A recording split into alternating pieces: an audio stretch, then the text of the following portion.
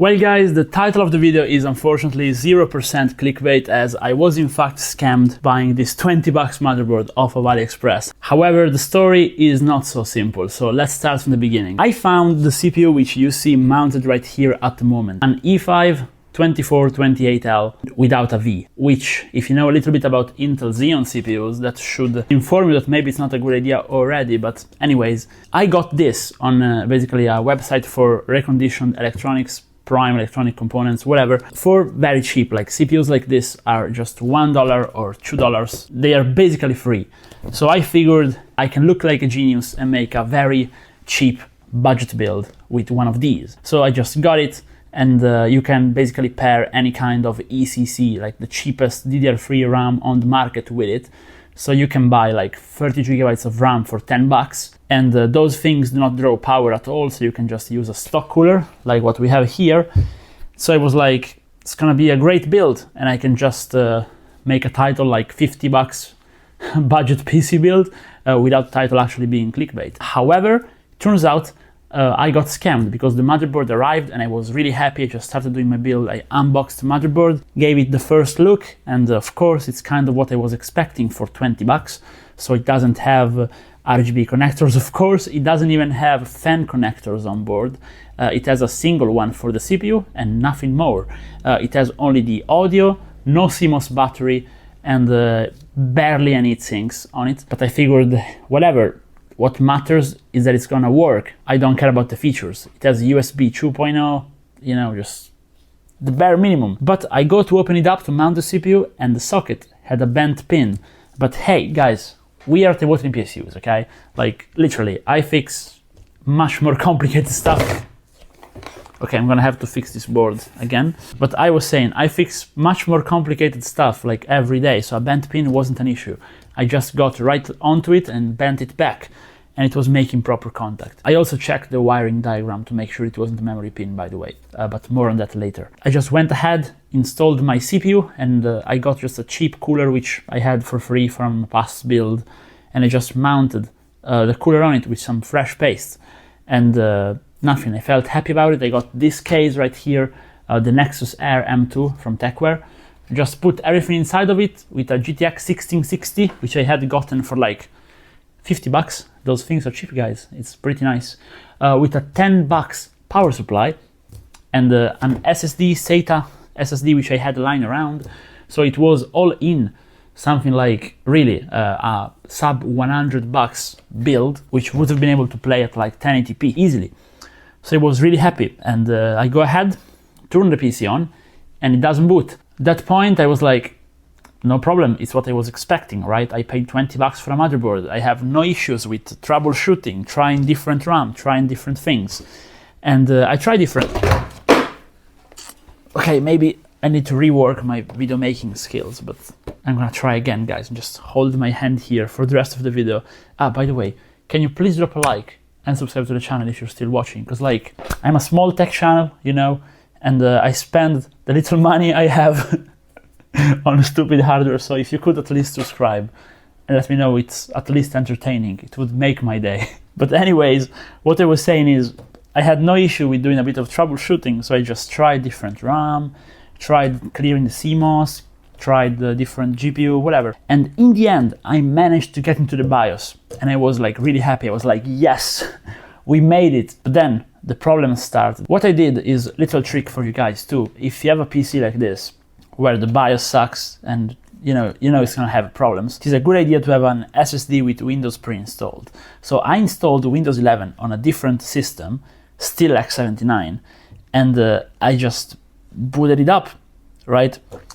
But it didn't work. Like, Windows booted and then I couldn't move files. It was really strange. I don't even think I took footage of it. But then I was like, okay, let's try to install it here. But no USB key would boot to install Windows. And things got worse because I was just in the BIOS and the PC would freeze up in the BIOS. So I spent like probably half a day messing around with CSM, Secure Boot, UEFI, non-UEFI, Windows 10, Windows 8. Strange things I've tried, but nothing worked. And in the end, the motherboard is just toast. I think my theory at this moment is that it's overheating, like some small component on the board.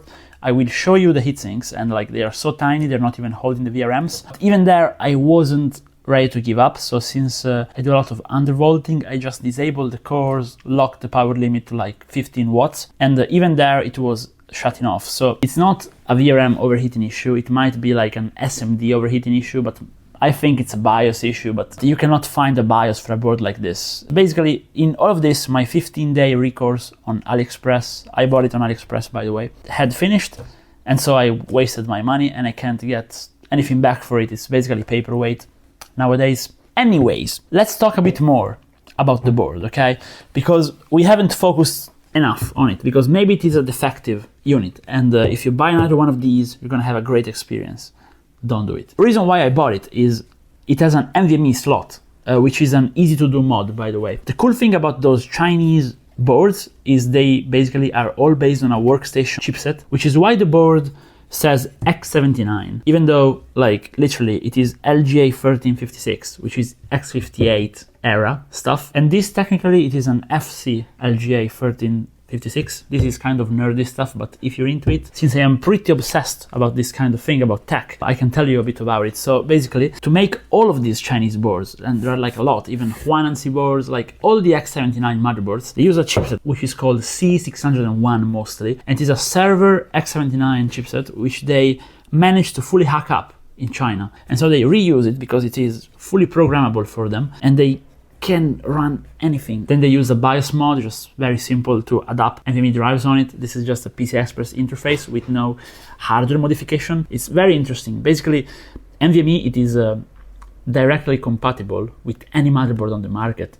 You just need to write just a little bit of software for it. So you can actually run an NvMe drive on an X58 system if you want. Actually pretty simple. So they do it out of the box. So this is basically a workstation chipset implanted on a micro ATX motherboard with an LGA 1356 socket, on which they implanted basically unlimited ECC RAM support and NvMe support and other strange things, which is why I bought it, because I thought it was super cool. And it actually has a few fan controllers, by the way. It has like 3, and really it has those, the IO, 3 SATA ports, and audio input with a single USB connector for the front. Pretty strange again. It is basically an X58 motherboard, but on X79 chipset. Would have been really cool if it worked. Technically it should have PCIe Gen 2, but I think they somehow got Gen 3 to work via the chipset, which is crazy. So I guess the reason I'm doing this video is to just show you guys what this could have been, like a very cool budget build, but it's not gonna be. But I'm also doing it just to tell you that there are some pretty cool boards out there, but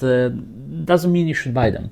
Honestly, I have a video planned on Chinese X79s and X99s, because there's a big difference between buying an old X79 from Asus or X99 from Asus. And I made a video about the X99 from Asus, by the way, which I recommend you watch if you like this kind of thing. The Chinese ones, you very often actually should not buy them, and I don't really appreciate the people who buy like very cheap motherboards and try to do like Xeon builds to flip them. Like, I've done it. I think 2024 it's a bit outdated, so you probably shouldn't do it. But with that said, this is how I lost my 20 bucks, and this is the build which came out in the end. Don't want to spoil too much to you guys. It's X99 based in the end. We have a Gaming X 1660 Super, and this thing is a beast, but it's coming soon on the channel. So again, if you want to, drop a like and a sub, stay tuned, you're gonna see it soon. And catch you guys again in another video without this motherboard, because it's going straight in the trash. Bye.